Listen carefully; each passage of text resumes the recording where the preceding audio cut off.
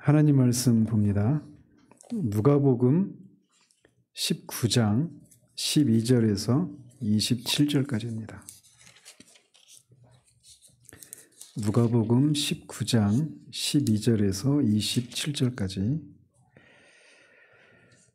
좀 길긴 한데 앞에 11절부터 같이 한번 읽겠습니다. 11절부터. 그들이 이 말씀을 듣고 있을 때에 비유를 더하여 말씀하시니 이는 자기가 예루살렘에 가까이 오셨고 그들은 하나님의 나라가 당장에 나타날 줄로 생각함이더라.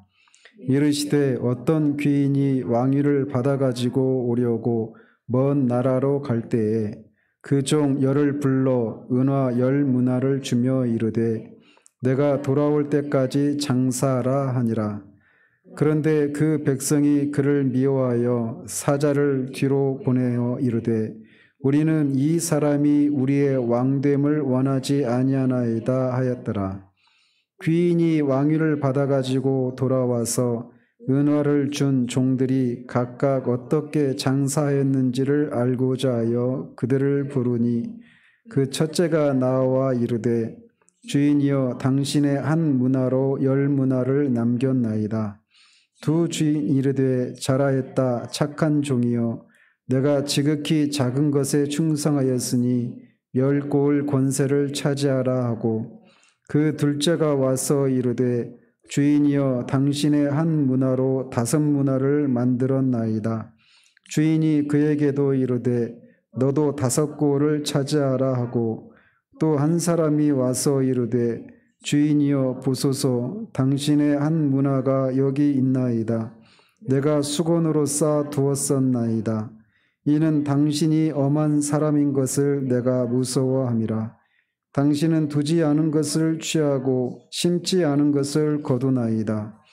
주인이 이르되 악한 종아 내가 내 말로 너를 심판하노니 너는 내가 두지 않은 것을 취하고 심지 않은 것을 거두는 엄한 사람인 줄로 알았느냐? 그러면 어찌하여 내 돈을 은행에 맡기지 아니하였느냐? 그리하였으면 내가 와서 그 이자와 함께 그 돈을 찾았으리라 하고 곁에 섰는 자들에게 이르되 그 한 문화를 빼앗아 10문화 있는 자에게 주라 하니 그들이 이르되 주여 그에게 이미 10문화가 있나이다. 주인이 이르되 내가 너희에게 말하노니 무릇 있는 자는 받겠고 없는 자는 그 있는 것도 빼앗기리라.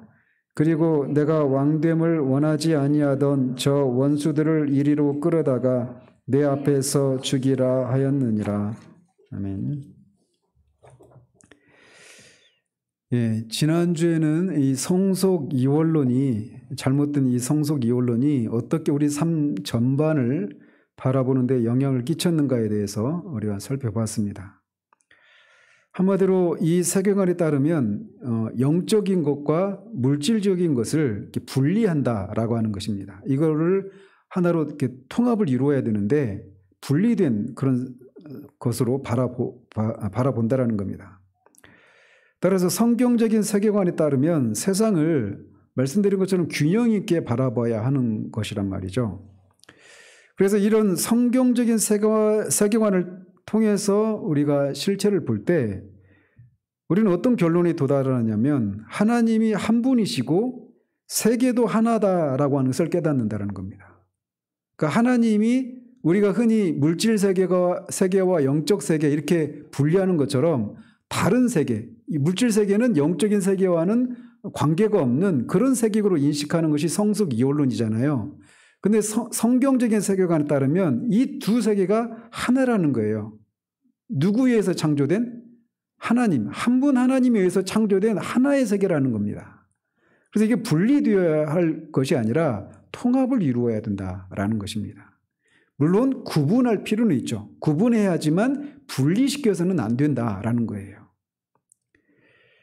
그런데 우리가 살아가도록 이렇게 하나님이 만들어주신 이 실체를 보는 이런 눈이 어두워져 있기 때문에 그리스도인이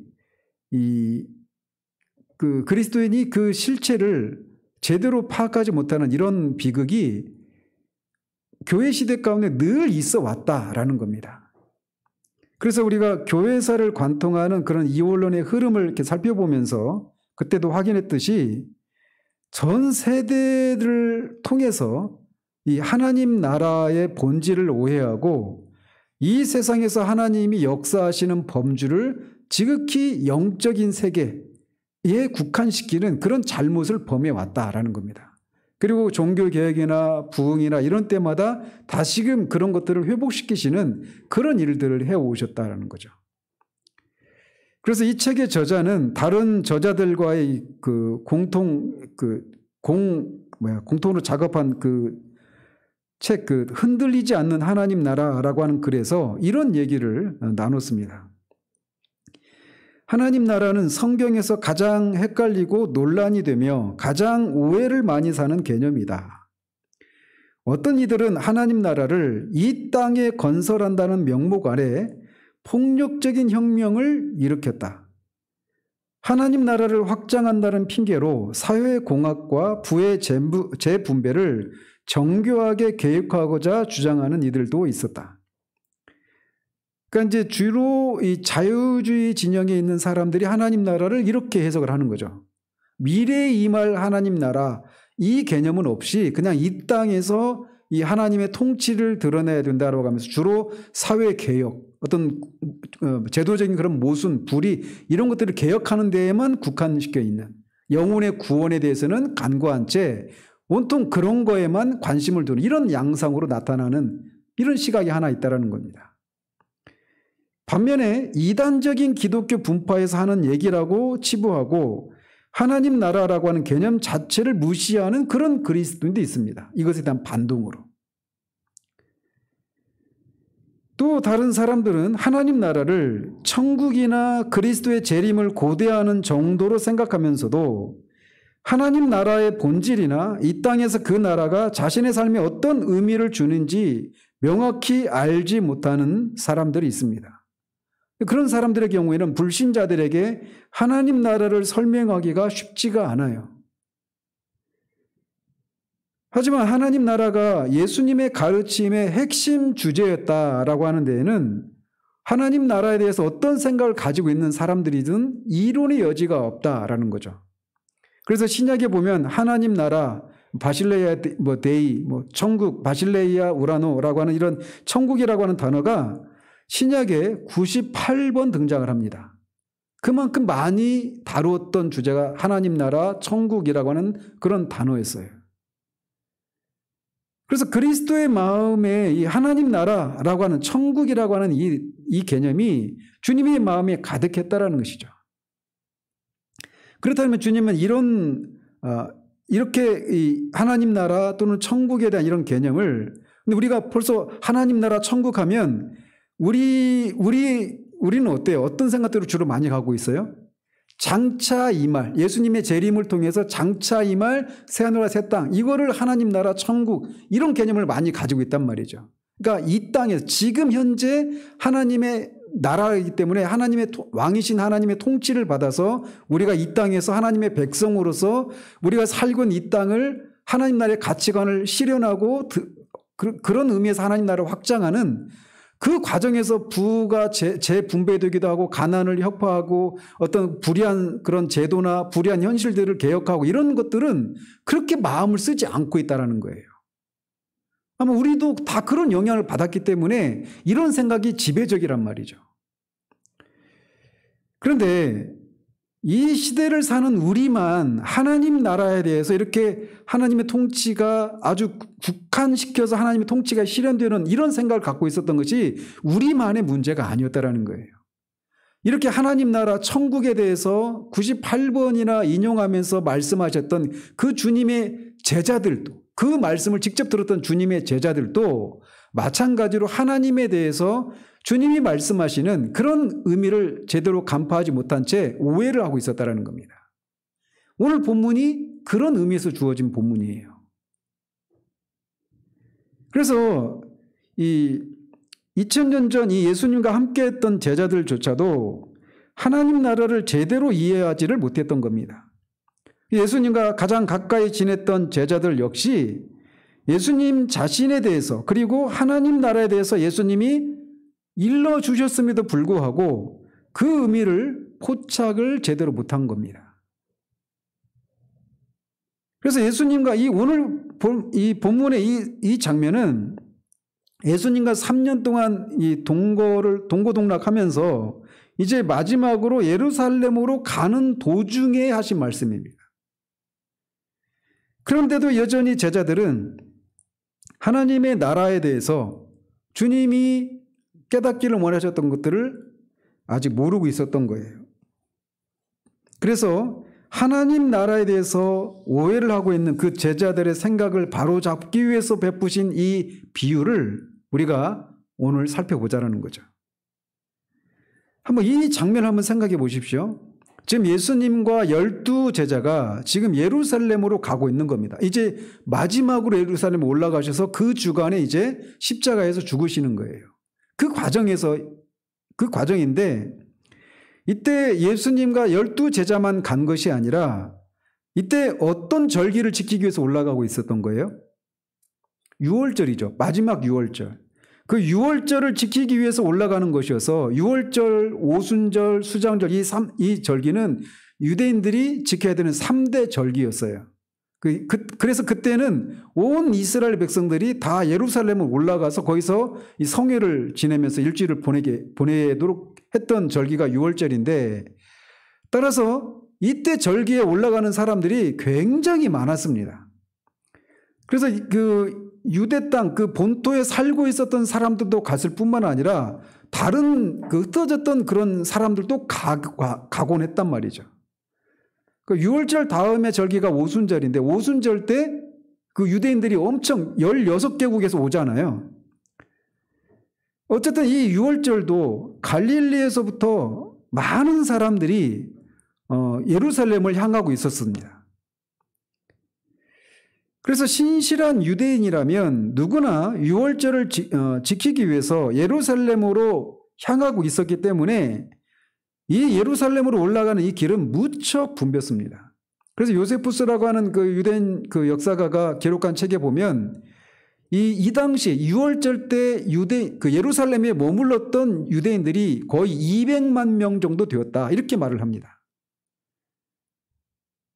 그런데 물론 힘든 여정이었죠. 뭐 버스나 이런 대중교통이 있던 시대도 아니고 그냥 그 두 다리로 걸어가야 하는 그런 시대였으니까.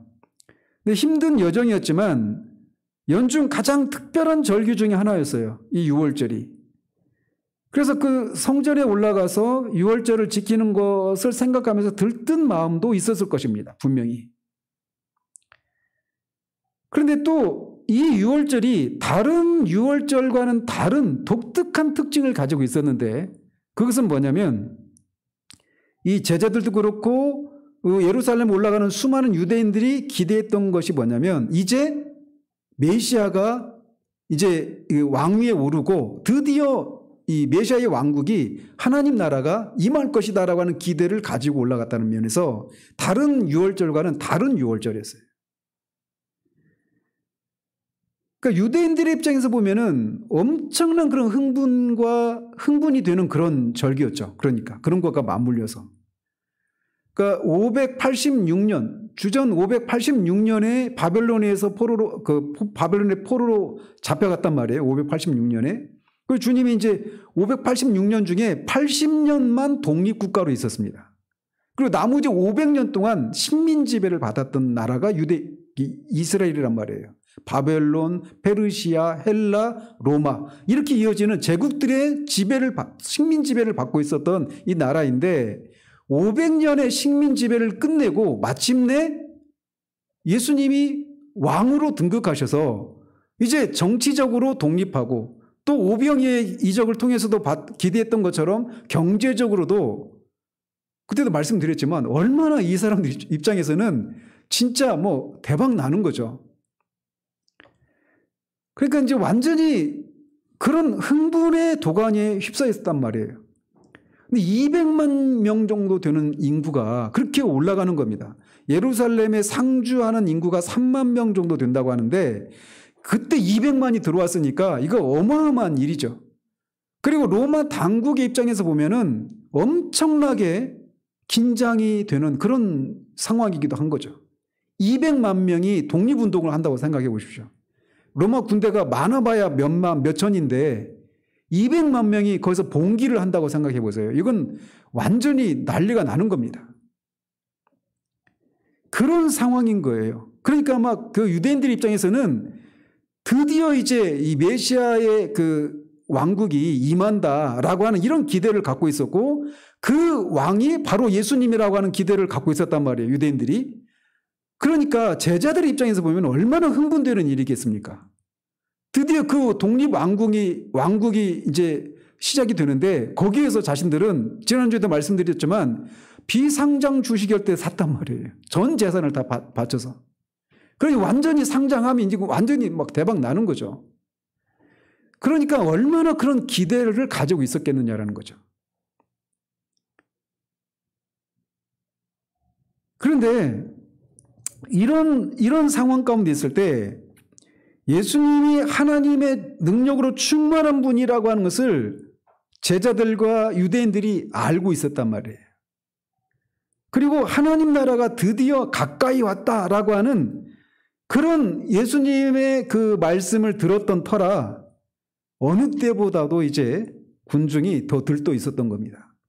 그러니까 그 예수님이 나귀를 타고 예루살렘 올라갈 때 그렇게 그 호산나 다윗의 자손이여라고 하면서 그 다윗의 자손으로 그렇게 주님을 메시아로 인정을 하면서 그렇게 호산나 하면서 어린아이를 포함해서 온 군중이 그렇게 예수님을 대대적으로 환영을 한 겁니다. 200만 정도 되는 사람이 그렇게 했다고 생각해 보세요. 이건 완전히 막 뒤집어질 그런 판인 거죠. 그런데 이렇게 여정이 끝나갈 무렵에 예수님은 그분과 제자들을 둘러싼 무리에게 진정한 하나님 나라의 경험이 무엇인지를 다시금 명확히 하실 필요가 있었던 겁니다. 왜? 이제 하나님 나라가 당장 임할 것으로 생각했고, 그들이 생각했던 하나님 나라가 예수님이 생각했던 하나님 나라와는 다른 개념을 가지고 있었기 때문에 그들의 생각을 수정해 줄 필요가 있었던 거예요. 왜? 그리고 주님은 그 주에 십자가에 달려 돌아가시거든요. 그런데 그 길을 가는 중에 우리가 11절부터 읽었지만 그 앞에 어떤 장면이 나옵니까? 삭개오를 예수님이 만나시고 그의 구원이 임했다라고 하는 얘기를 하시는 장면이 나옵니다. 그러면서 10절에 뭐라고 말하래요? 인자가 오신 목적이 뭐라고 말합니까? 인자에 온 것은 잃어버린 자를 찾아 구원하려 함이니라, 이렇게 말씀하셔요. 그러니까 제자들이 이때 알아차렸어야죠. 그죠? 예수님이 오신 목적이 너희들이 생각하는 그런 정치적인 메시아로 오신 것이 아니다 라고 하는 것을 말씀하신 거예요. 삭개오를 구원하신 것을 통해서. 그런데 그걸 못 알아차린 거죠. 그래서 이 비유를 들려주신 겁니다. 그래서 저자 누가는 이 비유를 기록하면서 11절에 뭐라고 말을 합니까? 그들이 이 말씀을 듣고 있을 때 비유를 더하여 말씀하시니, 왜 이 비유를 더해서 말씀하셨냐고 하냐면, 이는 이제 왜냐하면 이런 뜻이에요. 왜냐하면 자기가 예루살렘에 가까이 오셨고 그들은 하나님의 나라가 당장에 나타날 줄로 생각했기 때문에 이 비유를 통해서 그들이 가지고 있는 하나님 나라에 대한 잘못된 생각을 수정할 필요가 있으셨던 겁니다. 그래서 이 비유를 베푸신 거예요. 그래서 유대인들의 메시아를 기대하던 이 사람들이 오늘날의 우리처럼 잘못된 패러다임을 가지고 있었다라고 하는 것을 밝혀주고 있는 겁니다. 그래서 그런 배경에서 예수님은 사람들에게 10문화의 비유를 통해서 그들의 잘못된 하나님 나라관을 조정해주고 계신 겁니다. 그래서 12절부터 27절까지가 10문화 비유에 해당되는데, 그들이 하나님 나라에 대해서 잘못 가지고 있는 세 가지 관점이 있어요. 하나는 뭐냐면, 가까이 온 하나님의 나라, 하나님의 나라가 당장 임할 것이라고 생각했잖아요. 그러니까 가까이 온 하나님의 나라에 대한 생각이 잘못되어 있었어요. 그리고 또 하나는 뭐냐면, 왕이신 예수님에 대한 생각도 잘못된 생각을 가지고 있었습니다. 그리고 그분의 종인 제자의 역할에 대해서도 제자들이 오해를 하고 있었어요. 이 세 가지를 수정해 주는 비유가 이 열문화의 비유예요. 그래서 이 예루살렘으로 가는 그 길을 떠난 지 이 비유를 하기 전에 그 여리고성에 가까워졌을 무렵에 그 앞에 그 18장에 보면 19장 앞에 18장 있잖아요. 거기 보면 제자들에게 예수님이 세 번째로 자신이 십자가라는 말씀 안 하셨지만 이제 예루살렘 올라가면 죽고 제3일에 살아내야 될 것이다 라고 하는 말씀을 하셨습니다. 그런데 34절에 보면 이것을 하나도 깨닫지 못했다라고 말을 하고 있어요.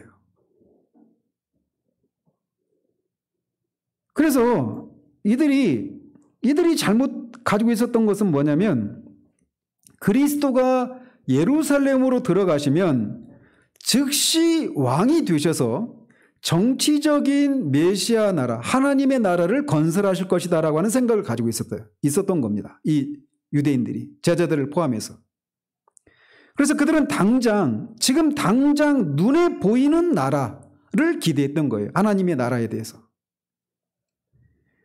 그래서 세상의 권력과 권세를 생각했고 이 여리고성에 도착하기 전에 제자들이 그 예수님의 나라에 임하면 자기들을 좌우편에 앉혀달라. 이 세베대의 아들들을, 그러니까 그들의 어머니가 예수님께 청탁하는 그런 장면이 있죠. 그래서 그들은 이 주님이 그 왕이 될 그 나라에서 권력 한 자리를 차지하고 싶어서 그렇게 했던 거고, 그거를 먼저 선점했던 그 두 제자들을 다른 제자들이 질투하죠. 기회를 놓쳤다고. 자, 이런 잘못된 생각 하나가 있었고, 두 번째로는 누가가 그 19장 11절에 당장 주님의 나라가 임할 것이다라고 생각하고 있었다라고 했잖아요. 그래서 제자들은 하나님 나라가 당장 임할 것이니까 그들이 할 일은 뭡니까? 없는 거예요. 그냥 당장 하나님의 나라가 임할 것이니까 그냥 기다리기만 하면 하나님의 나라가 임할 것이다라고 하는 그런 기대를 갖고 있었던 거죠. 이 제자들이 갖고 있었던 생각이. 그러니까 뭘 주님을 위해서 뭘 일을 하고 이런 생각을 가지고 있지는 않았던 거예요. 그냥 하나님 나라가 당장 임할 것이고, 그러니까 자신들은 기다리기만 하고 그 임한 나라에서 한 자리를 차지할 것이다 라고 하는 그런 기대로 가득했던 거죠. 예수님의 말씀을 직접 들은 이들이 그렇게 간절히 기대했던 하나님 나라, 그 눈에 보이는 가시적인 하나님 나라가 임했습니까? 제자들 때에도 임하지 않았고 그 뒤로부터도 2000년이 흘렀지만 여전히 이 당시의 제자들처럼 주님의 나라가 당장 임할 것이다라고 하는 생각을 가지고 아무것도 안 한 채 하나님의 나라가 임하기만을 기다리는 이런 모습이 2000년이 흐른 우리들에게도 여전히 있다라는 겁니다. 그래서 나는 구원받았으니까 이제 그리스도가 다시 오실 날을 기다려야지라고 하는 그런 식의 사고가 바로 그런 생각을 반영하고 있는 거예요. 따라서 그런 생각을 가지면 이 구원의 요소 중에 뭐만 있는 겁니까? 구원의 서정 중에 칭의와 영어만 있는 거예요. 그죠? 나는 구원받았으니까 예수님이 하나님 나라가 다시 임하기만을 기다리는 이런 생각의 배후에는 밑바탕에는 칭의와 영어만 있는 거예요. 과정이 없죠. 어떤 과정? 성화의 과정이 없는 거예요. 구원받은 사람이 그리스도의 재림을 기다리는 그 구원받은 성도가 이 땅에서 주님이 오실 때까지 어떻게 살아야 되는가라고 하는 생각이 부재한 거죠. 이 제자들처럼 말이에요. 그래서 구원을 받아 천국에 갈 테니 이제 됐다라고 하는 식으로 행동한단 말이죠. 그리스도를 섬기고 지금 이곳에 하나님 나라가 임하는데 한 몫을 해야겠다라고 하는 생각을 가지지를 못한다라는 거예요. 이런 수동적인 태도가 만연하게 된 데는 두 가지 거짓된 신학의 조류가 큰 역할을 했다라고 하는 것이 이 저자의 진단이에요. 그 두 가지 중에 첫 번째는 뭐냐? 운명론이다라는 겁니다. 자, 이 성경적인 세계관 이외에 세상적인 세계관에는 굉장히 많은 세계관이 존재한다고 그랬잖아요. 그중에 가장 대표적인 세계관이 애니미즘적 세계관과 세속주의적인 세계관, 세속적인 물질주의적인 세계관, 이 두 가지가 있다고 그랬잖아요. 근데 운명론은 어떤 세계관과 연결되어 있는 겁니까? 애니미즘적인 세계관입니까? 물질주의적인 세계관입니까? 애니미즘적인 세계관. 이게 이제 운명론과 맞닿아 있단 말이에요.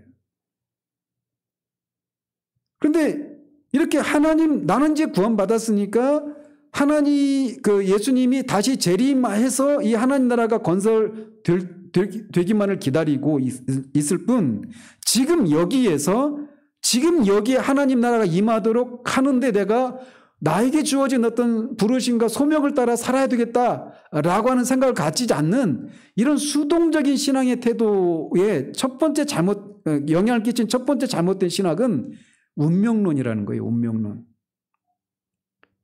그래서 이게 애니미즘적인 그런 세계관을 가진 사람의 운명론과 크게 다르지 않다라는 겁니다. 어떤 식으로 다르지 않느냐면, 그리스도인들은 삶에서 일어나는 모든 일이 하나님의 뜻이라고 믿습니다. 그렇게 믿어야 맞습니까? 아닙니까? 맞죠. 그런데 그래서 예기치 못한 죽음이나 질병이나 장애, 이 모든 것이 하나님의 뜻이라고 믿어요. 그 자체는 틀리지 않아요. 그런데 문제는 뭐냐면, 모든 것이 다 하나님의 뜻이다라고 하는, 이슬람에서는 그걸 뭐라고 말하죠? 인샬라라는 말 들어보셨죠? 그러니까 다 알라의 뜻이에요. 자기한테 일어나는 모든 것이 다 알라의 뜻이니까 이거에 대해서 거부하면 안 돼요. 그거를 거스르면 안 돼. 그걸 다 그냥 받아들여야 돼. 운명론적으로. 그러니까 대체적으로 그런 운명론을 신봉하는 나라들은 문명이 발달해 있습니까? 안 발달해 있습니까? 거의 안 발달해 있습니다. 내가 가난한 것도 인샬라예요. 내가 아픈 것도 인샬라예요. 교통체증이 일어나는 것도 인샬라예요. 교통체증의 원인이 되는 어떤 인프라를 구축하고 어떤 교통 시스템을 바꾸거나 이런 일을 안 하는 겁니다. 예를 들면 그냥 모든 것을 다 숙명론적으로 다 받아들일 뿐이라는 거죠. 그러니까 그런 속에서는 삶의 어떤 부조리하고 모순과 불의하고 이런 것들을 바꾸고 하는 이런 작업들이 거의 미진해요. 그러니까 다 부정부패와 뇌물 이런 것들이 만연하죠. 대체적으로 그래요. 그런 운명론이 지배하는 사회들을 가보면. 그런데 그리스도인도 이런 잘못된 운명론에 빠지기 쉽다라는 겁니다. 물론 하나님의 눈 밖에서 일어나는 일은 없죠.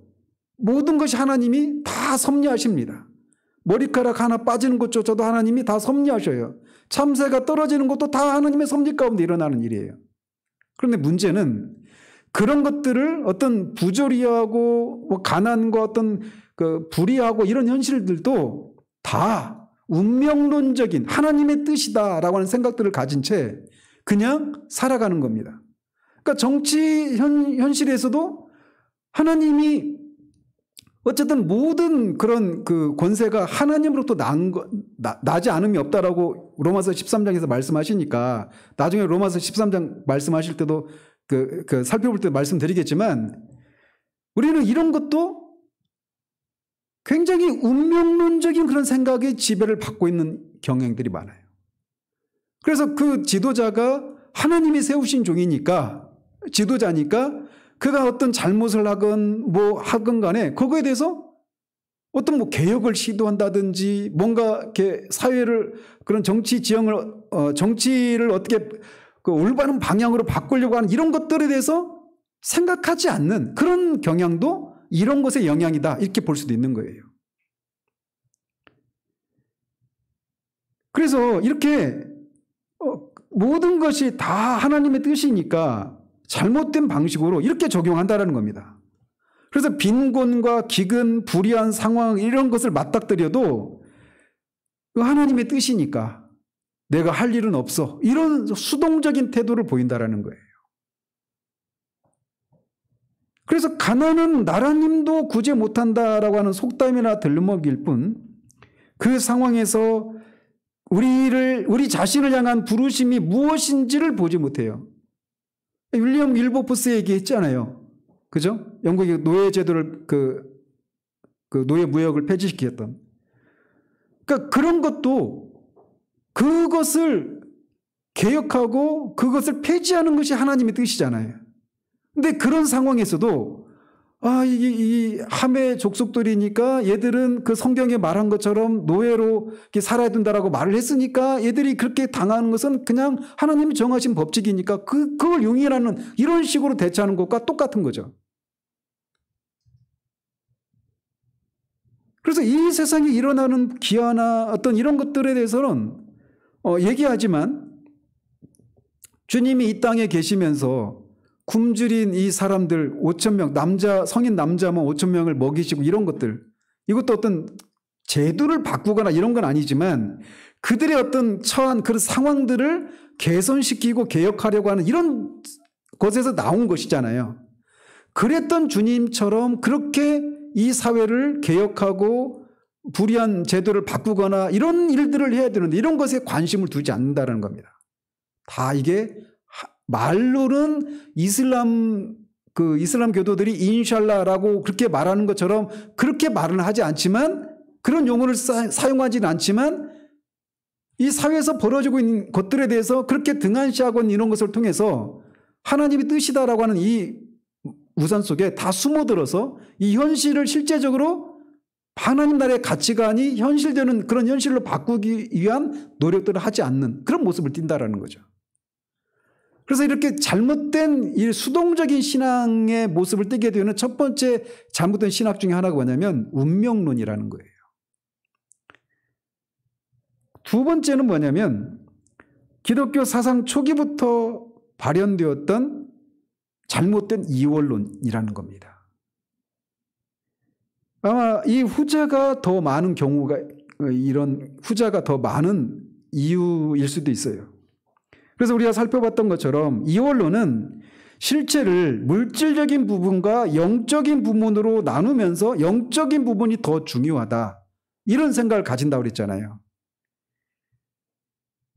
그런데 그리스도인이 오직 영적인 문제에만 그렇게 천착하게 되면 자신도 모르는 사이에 우리가 살고 있는 이 세상과 삶에 대해서, 이 삶에 대한 그리스도의 가르침과 그의 육신의 부활, 그리고 수많은 가르침과 기적의 실체를 부인하는 셈이 된다라는 거죠. 그래서 이 저자가 복음주의적인 영지주의의 영향을 받은 그리스도인들이 예수님이 이 땅에서 병든 자를 고치시고 또 줄인 자를 먹이시고 이런 것을 통해서 이 땅을 살아가고 있는 사람들이 겪고 있는 이 현실적인 문제에 그거를 개선하고 하는 이런 일들을 하셨던 것처럼 그런 것을 실천하지 않는, 이거를 방기하는 그런 일들을 하고 있다는 겁니다. 그 배후에 잘못된 이원론이라고 하는 신학이 자리하고 있다는 거예요. 그런데 우리 주님은 십자가의 고통을 목전에 두고 이 인류 타락의 결과를 바뀌기 위해서 역사 속에서 결연히 행동하고 실제 두 가지 영역, 즉 영적인 부분과 물질적인 영역을 한데 묶으시면서 제자들에게 이 하나님의 나라가 당장 임할 것이니까 그냥 기다리기만 하면 된다라고 하는 그런 생각을 갖고 있는 제자들에게 그들의 생각과 정면으로 배치되는 이 비유를 들려주셨다는 겁니다. 하나님 나라의 현재와 미래를 분리된 것이 아니라 하나이자 지속적이고 계속되는 삶으로 설명하고 계신 거예요. 이 비유를 통해서. 왜 그런지는 뒤에서 좀 더 상세히 말씀드립니다. 또 주님은 그러면서 동시에 이 하나님 나라가 시작이 됐잖아요. 예수님이 오시면서. 그리고 하나님 나라가 예수님이 다시 재림하시는 것을 통해서 완성이 돼요. 그런데 그 하나님 나라가 시작이 됐고 이미 임했어요. 그리고 그렇지만 아직 안 임했습니다. 그래서 우리는 이미와 아직 그 사이에 살고 있다. 그래서 already, not yet 이 사이에 살고 있다. 이 두 긴장 관계 속에 살고 있다. 이렇게 말을 하잖아요. 그런데 그 전 과정에서 주인의 종된 자들이 해야 할 중요한 일이 무엇인가를 이 비유를 통해서 말씀해 주신다라는 거죠. 또 주님은 이 비유에서 주인이 나라를 받아 돌아오시기 전 아직 떠나 계신 때를 의미하는 하나님 나라에 그러니까 오시기 전까지 즉 그러나 아직이라고 하는 측면을 인정하고 있어요. 주인이 다시 가지만 지금은 떠나갔다가 주인이 다시 온단 말이에요. 근데 그 오는 때는 아직이죠. 그러나 아직이라는 측면이 분명히 있어요. 그러면서도 동시에 그 주인이 오기 전까지 제자들이 그냥 수동적으로 주인이 올 때까지를 기다리는 것이 아니라 그들이 무엇인가를 행동을 해야 된다라고 하는 것을 말씀해 주고 있는 거예요. 그러면서 이 비유에서 우리가 그리스도가 적극적인 역할을 수행하시는 점에 먼저 주목을 해야 됩니다. 여기서 이제 귀인이라고 묘사된 존재가 그리스도죠. 그래서 그리스도가 왕위를 받아가지고 오려고 먼 나라로 갑니다. 그러니까 이건 이제 예수님이 승천하셔서 하나님 보좌 우편에 앉아 계시는 그거를 말하는 거예요. 그리고 종으로 묘사된 이 존재들은 제자들이죠. 그러니까 예수님은 이렇게 그리스도는 하나님 나라가 이 땅에 완성되기 위해서 적극적으로 수행하시는 일을 하시는 거예요. 그것을 위해서. 먼저는 십자가에 죽으시고, 그리고 부활하시고 승천하셔서 하나님 보좌 우편에 앉아 계셔서 하늘과 땅에 있는 모든 권세를 취하시기 위한 그런 적극적인 일들을 하십니다. 이에 비해서 제자들도 그냥 그렇게 주님이 다시 올 때까지 그냥 수동적으로 기다리는 것이 아니라 적극적으로 무엇인가를 해야 된다라고 말하고 있는 거예요. 13절에 보면 그 종 열을 불러 은화와 열 문화를 주며 이르되 내가 돌아올 때까지 뭐하라? 장사하라. 이렇게 말을 하고 있습니다. 자, 여기서 문화 있잖아요. 열 문화든 뭐 다섯 문화든 한 문화든 이 문화는 화폐 단위입니다. 제가 이 구절을 지금 강의하려고 하는 건 아니에요. 그냥 여기서 어떤 한 원리를 도출하기 위해서 말씀을 드리는 거니까. 그 열 문화는 뭐냐면 그리스도가 믿는 자 한 사람 한 사람의 삶에 투자하시는 자본 이렇게 말할 수 있습니다. 왜 이렇게 비유를 할 수 있느냐면 장사라고 하니까 장사하려면 돈이 있어야 되잖아요. 자본이에요. 근데 이게 실제적으로 돈을 말하는 게 아니라 믿는 신자들 하나하나에게 주신 그런 은사들이에요. 자연적인 은사이든 영적인 은사이든. 근데 무엇을 위해서 주신 거예요? 그러니까 그 장사에서 뭐 하자고요? 그러니까 이윤을 남기는 건데 그건 이제 겉으로 드러난 그 현상적인 것이고 그게 의미하는 게 뭐냐고요? 하나님 나라의 확장을 위해서 우리 각자에게 주어진 그런 자연적인 은사들, 영적인 은사들을 가지고 활용하라는 겁니다. 그러니까 이 한 문화를 받은 사람은 그걸 그냥 사용하지 않았잖아요.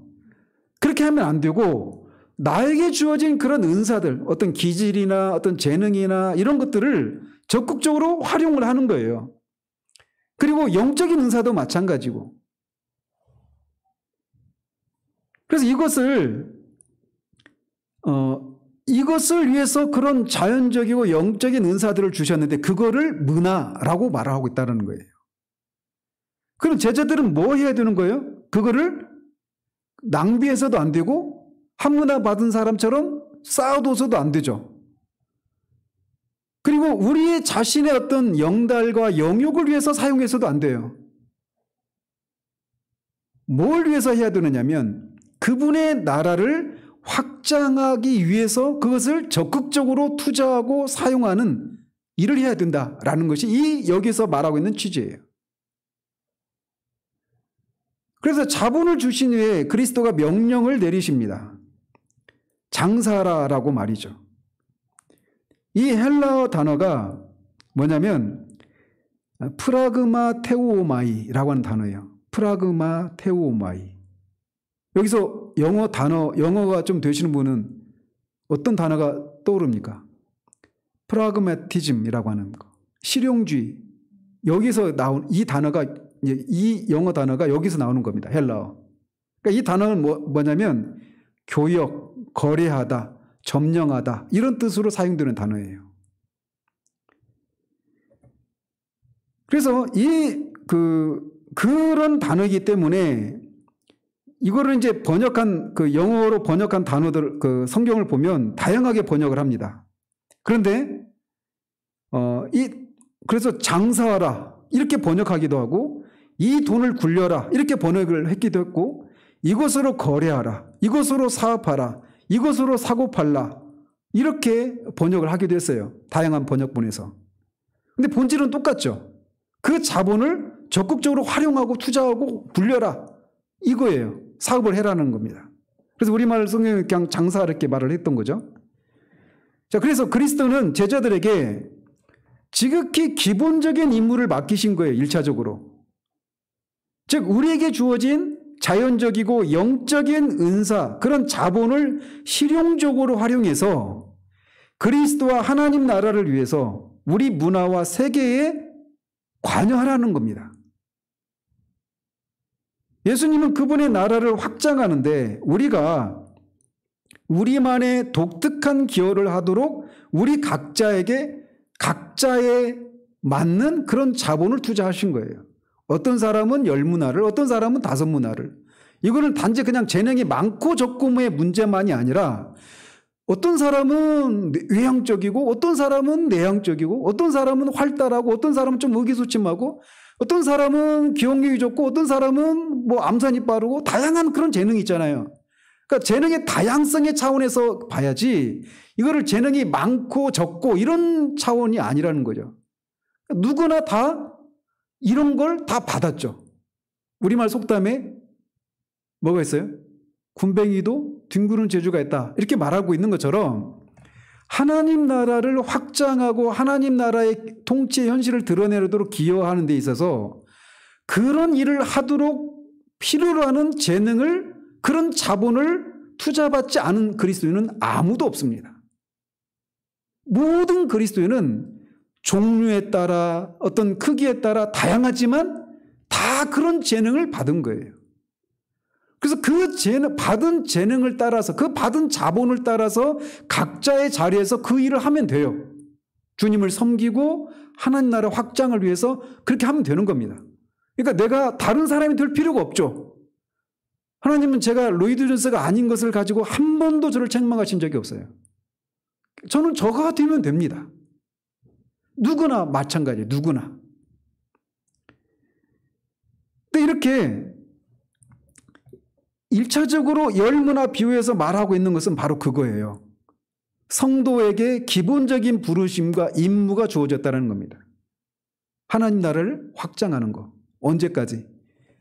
주님이 다시 오셔서 이 하나님 나라를 완성하기까지 오늘 우리에게 주어진 이 삶의 자리에서 각자 다양하잖아요. 삶의 그 자리가. 그리고 문화도 다르고 나라도 다르고 우리는 한 민족 대한민국 안에서 신앙생활을 하겠는지 모르겠지만 뭐 미국에 가면 막 완전히 다인종 막 이런 다문화 다국가 이렇게 돼 있잖아요. 다 다르단 말이죠. 근데 어쨌든 그 자리에서 이 기본적으로 모든 성도들에게 주어진 임무가 그거예요. 자신에게 주어진 자연적이고 영적인 은사를 가지고 하나님 나라의 가치를 실현하고 하나님 나라를 확장하는 그 일에 우리가 부르심을 받았다. 이거라는 겁니다. 주님이 다시 오실 때까지 그냥 기다리는 것이 아니라 오늘 우리에게 주어진 그 은사를 사용해야 된다는 겁니다. 그러면서 이게 성도의 기본적인 부르심과 임무라는 겁니다. 그런데 이 비유에서는 하나님 나라에 대한 또 다른 진리를 일깨워주고 있다라고 하는 것이 이 저자의 주장이에요. 왜냐하면 이 흠정력 있잖아요. 흠정력. 그러니까 흠정력이 왕이 그 출판을 관장하고 또는 왕이 관여해서 이렇게 출판된 책 이런 것들을 흠정이라고 해요. 흠정. 그래서 그 킹 제임스 버전 있잖아요. 제임스 왕에 의해서 그 번역된 성경. 그래서 흠정력이라고 하는 겁니다.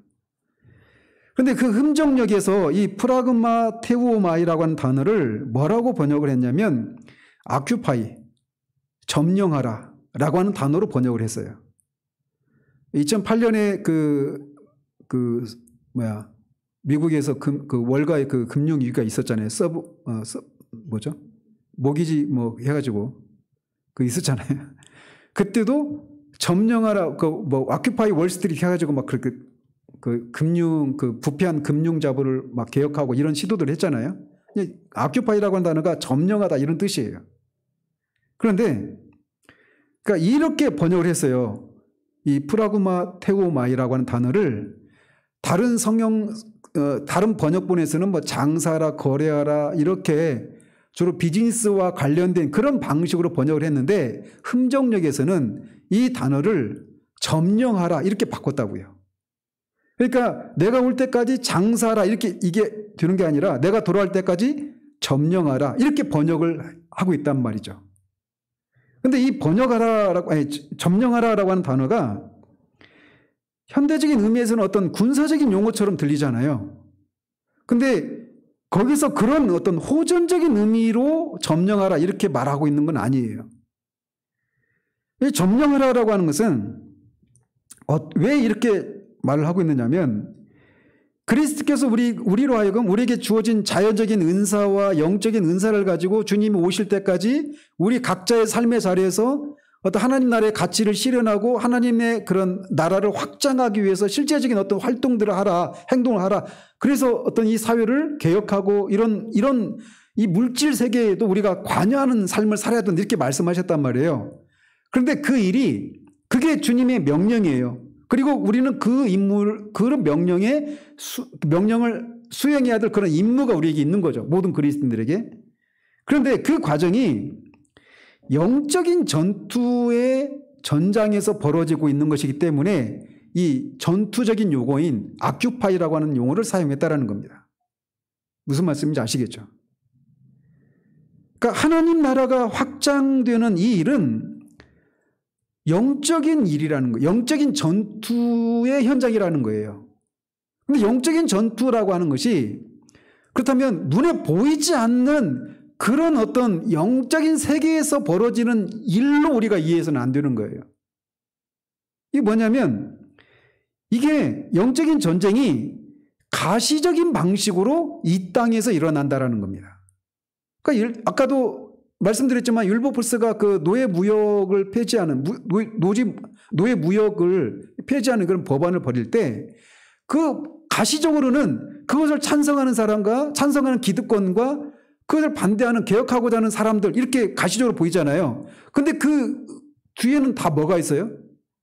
영적인 싸움이 있는 거죠. 그것을 통해서 인간을 학대하고 그런 죄악을 관영하게 하는 그런 어둠의 세계가 있고 그거를 이제 하나님 나라의 가치관으로 따라서 모든 형제들이 색깔을 달리하는 형제들이라도 다 하나님의 형상으로 지금 받은 존재이기 때문에 다 귀하다라고 하는 생각을 이 가치를 실현하려고 하면서 법안을 개정하려고 하는 보이는 싸움을 싸운단 말이죠.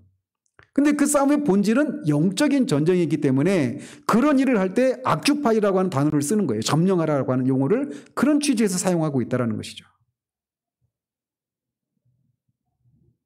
그래서 이 전쟁은 개개인과 문화 모두에 영향을 끼치게 되어 있는 겁니다. 비록 우리의 대적이 이 땅을 차지하고 있지만 그것은 불법적이고 일시적인 통치일 뿐입니다. 진정 왕은 누구예요? 우리 주님이시란 말이죠. 왕이신 주님이 이미 오셔서 적을 물리치셨죠. 어디에서? 십자가에서. 이미 이 전쟁에서 이 불법적인 그 통치를 종식시키고 이 땅에 하나님 나라를 이미 도입하셨어요. 그런데 아직 성취되지 않았죠.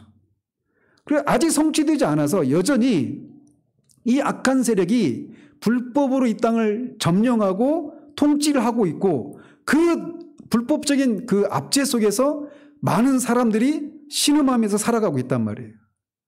그 속에서 우리가 해야 될 일이 뭐냐? 예수 그리스도를 믿어서 하나님 나라의 백성이 된 신자 한 사람 한 사람이 해야 될 일이 뭐냐? 말씀드린 것처럼 각자에게 주어진 자연적인 은사와 영적인 은사를 가지고 하나님 나라의 백성으로서 하나님 나라의 가치를 실현하는 일들을 해 나가야 한다는 거예요. 그런 것을 통해서 불법적으로 타지하고 있는 이런 악한 세력의 그 영역들을 하나하나씩 점령해 나가서 이 나라가 이 세상에 하나님의 나라가 점점 확장되는 일들을 하도록 해야 된다라고 말하고 있다는 것이죠. 그래서 그 전쟁은 때로는 진리를 위한 전투의 형태로 띄어지기도 하고 생명 존중을 위한 전투, 정의를 위한 전투, 기아와의 전투, 빈곤과의 전투, 무지와의 전투, 이런 전투가 사방에서 동시다발적으로 전개되어야 한다는 거예요.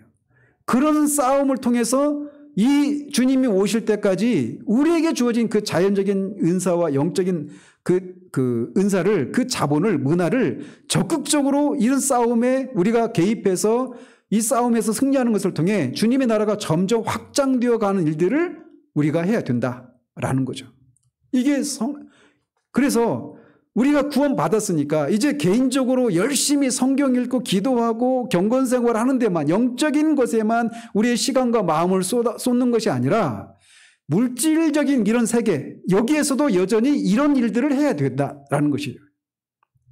이게 성경, 그 하나님 나라를 기다리는 우리가 이 땅에서 해야 될 일이다라는 겁니다. 우리가 한 사람이 또는 교회가 이 모든 일을 다 할 수는 없어요.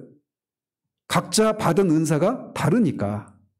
그래서 우리에게 주어진 그 은사를 쫓아서 이런 것을 해야 되는 거예요. 근데 그런 부분에서 우리가 등한시하고 있다는 겁니다.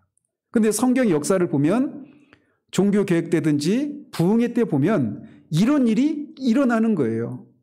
그래서 부흥이 뭐 이번에 에즈벨이 그 부흥 막 대부흥이라고 막 그렇게 얘기하는데 저는 잘 모르겠어요.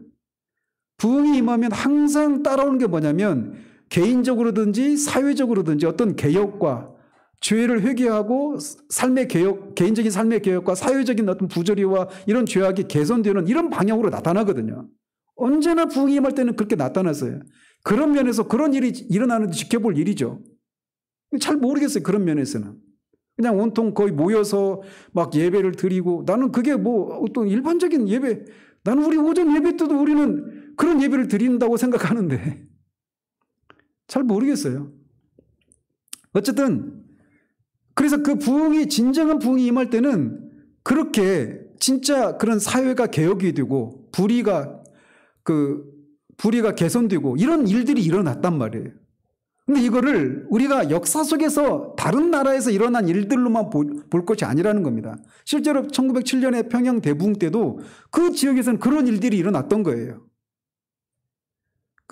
그때 뭐 얼마나 매관 매직이 심했었습니까? 부족한 그 국고를 채우기 위해서 뇌물을 받아가지고 관직을 주고 그렇게 돈을 주고 그 관리가 된 사람 그 뽕을 뽑아야 되니까 얼마나 백성들을 수탈을 하고 그렇게 했어요. 그런 속에서 개혁이 일어나니까 부흥을 통해서 진정한 회개가 일어나고 그런 훔쳤던 것을 다시 돌려주고 막 그런 이 정의가 살아나는 그런 현상들이 있으니까 그쪽 지역으로는 관리들이 안 오려고 그래요. 왜? 와봐야 본전 못 뽑으니까. 실제로 그런 일이 일어난단 말이죠. 그래서 왕의 종들은 이렇게 악의 세력과 맞서 싸우고 적의 영토를 점령해야 돼요. 이게 열문화에서 비유해서 말해주고 있는 거예요. 왕이 올 때까지 장사하라라고 한 말이 의미하는 것이 그거란 말이죠. 그런데 그것을 하기 위해서 먼저 제자들이 해야 될 일이 있어요. 적의 영토를 점령하기 전에 먼저 자기를 점령해야 된다는 겁니다.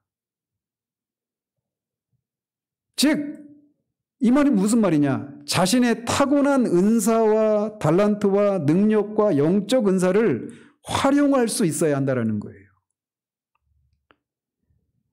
이런 맥락에서 점령이라고 하는 단어는 실질적인 영적 전투 한복판에서 적극적으로 하나님을 섬긴다라고 하는 두 가지 의미를 내포하고 있다라고 말하고 있는 거죠. 그래서 요약하자면 우리는 한 주님께 속해 있고 한 주님을 섬기며 지금부터 영원까지 한 나라의 시민이다라는 겁니다. 그러니까 영적인 영역과 물질적인 영역이 나누어져 있고 우리는 영적인 영역만 가치가 있고 우리는 거기에만 그런 영역에서만 우리가 관여를 하고 우리의 삶을 살아가는 것이 우리를 부르신 전부가 아니라는 거예요. 이 모든 영역이 다 한 주님의 통치 안에 있어야 되는 한 영역이라는 겁니다. 이 시각이 우리 가운데 있어야 된다는 거예요. 그래서 비유에 등장하는 귀인의 영토는 그가 떠나 있는 동안에도 변함없이 그의 소유입니다. 근데 주님이 하늘과 땅의 모든 권세를 가지시잖아요. 그러니까 이 온 세상이 다 주님의 것이란 말이에요. 근데 현실은 아직 그게 실현이 완성이 안 됐잖아요. 근데 그게 사실이 아닙니까? 주님이 온 세상의 주인이라는 사실이? 그게 사실이잖아요. 우리가 그걸 믿는다라면 그거를 그분의 종된, 그분의 백성된 우리는 우리에게 주신 그 은사를 가지고 그렇게 적의 영토를 점령해 가는 일들을 해야 된다는 거예요. 그게 아까 말했던 것처럼 이런 삶의 여러 가지 전투, 이런 현장에서 말이죠. 그래서 귀인은 자신의 영토를 중요치 않다거나 가치가 떨어진다며 포기하지도 않으십니다. 게다가 귀인의 종들이 지금 하는 일은 그의 귀환을 기뻐하고 그를 섬기는 일만큼이나 귀인에게 그의 목적에 중요한 일이라는 거예요. 그래서 우리에게 주어진 은사를 통해서 자연적인 영적인 은사를 가지고 하나님 나라의 가치를 실현하고 거기에 부합하지 않는 여러 가지 부조리와 모순과 불의와 기근과 가난 이런 것들을 협파하고 개혁하는 그런 일들에 우리의 은사들을 투자하고 장사하는 이런 것은 결국 주님을 섬기는 일이라고 하는 것을, 그래서 그런 의미에서 주님에게도 그 일이 중요하다라는 것입니다.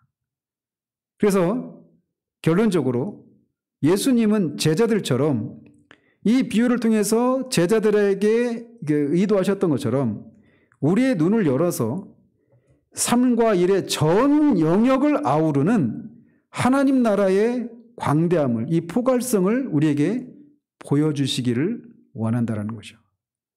그래서 우리가 영적인 영역에만이 국한된 것이 아니라 우리에게 주어진 그 모든 삶의 영역을 다 하나님의 통치가 드러내야 될 그런 영역으로 알고 거기에 반하는 하나님 나라의 가치와 하나님의 통치를 반하는 그런 현실들을 우리가 혁파하고 개혁하는 일들에 우리가 가진 은사들을 사용해야 된다라는 겁니다.